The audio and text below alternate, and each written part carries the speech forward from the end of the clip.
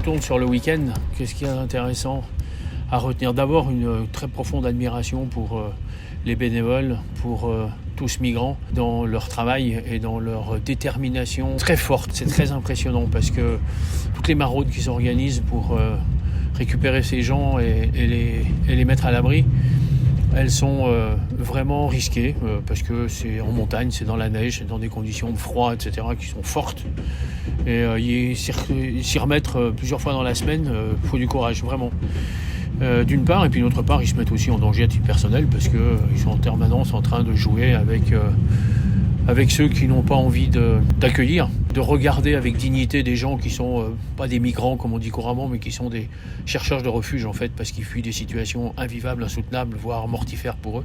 Le travail de Médecins du Monde aussi, qui les accompagne, est à souligner, parce que là on voit des infirmières qui passent leur week-end et leurs jours de récup à aller faire ce travail dans des conditions assez incroyables aussi, avec des auscultations comme celle que j'ai vue aujourd'hui dans le refuge, où là on voit dès que les infirmières sont arrivées et que le poste sanitaire est ouvert, il y a tout de suite 13 personnes qui sont à la porte pour demander des soins. Alors que hier soir, pendant que j'étais en discussion à la PAF au poste frontière, on nous affirme qu'ils n'ont besoin d'aucun soin, qu'ils sont refoulés, mais dans de très bonnes conditions, qu'ils n'ont rien demandé, etc., etc. Avec un accueil qui est quand même assez brutal, je crois que c'est le bon mot, parce qu'en fait, il n'y a pas de considération pour les personnes, on remplit des papiers malgré eux, on va jusqu'à signer à leur place les papiers. Donc, on ne leur demande pas s'ils sont demandeurs d'asile, ça c'est clair. En plus, on nous affirme dans les entretiens que c'est pas le lieu pour le faire. Alors, si c'est pas le lieu pour le faire, je sais pas où on le fera. Et c'est le lieu légalement pour le faire. Après, ce qui est impressionnant, c'est la détermination des migrants à aller là où ils veulent aller. Ils ont dû quitter, sous la contrainte absolument incroyable, leur pays, leur famille, parce que la violence était insupportable, parce que leur vie était en jeu, parce que pour certains c'est des raisons climatiques aussi. Si on ferme les frontières, on crée un problème, parce que on retarde le passage, mais de toute façon ils passeront. Quand on échange avec eux, qu'on arrive à parler avec eux, on se rend compte qu'ils ont déjà passé 8, 9, 10, 12 frontières avant de passer celle-là.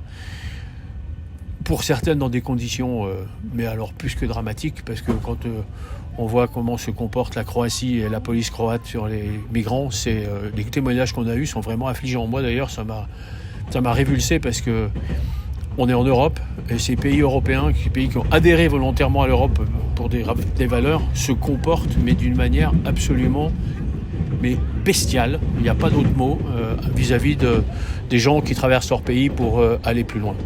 Les témoignages sont extrêmement violents, c'est insoutenable. Mes entretiens avec la police de l'air et des frontières sont assez surprenants. Moi j'y suis allé dans un esprit de rencontre avec eux, en tant qu'élu politique, pour voir un peu dans quelles conditions ils accueillent et comment ils travaillent, simplement pour comprendre.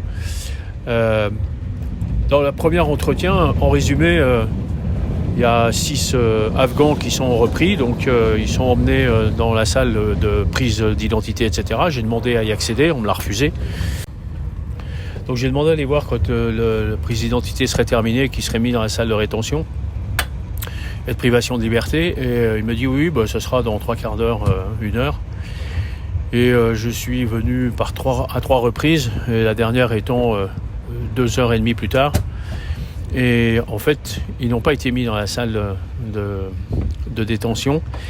Et ils ont été gardés dans les bureaux afin que je ne puisse pas les voir, et remis directement à la police italienne qui est venue les chercher à 2h du matin, alors que, en fait, ils sont censés ne pas venir les chercher après minuit, puisqu'ils ne circulent plus après minuit, soi-disant. Il y a des choses qui sont dites et en fait qui ne se passent pas comme elles sont dites. Et puis hier soir, deuxième entretien avec eux pour visiter du coup les salles de rétention et de privation de liberté, pour voir un peu comment c'est organisé, dans quelles conditions ils sont accueillis. Et les conditions sont correctes, on a pu visiter, et ça n'a pas posé de difficulté. Par contre, quand je suis arrivé, j'ai demandé s'il y avait du monde dans les locaux, et on m'a répondu que non, donc ça ne posait pas de problème de visiter.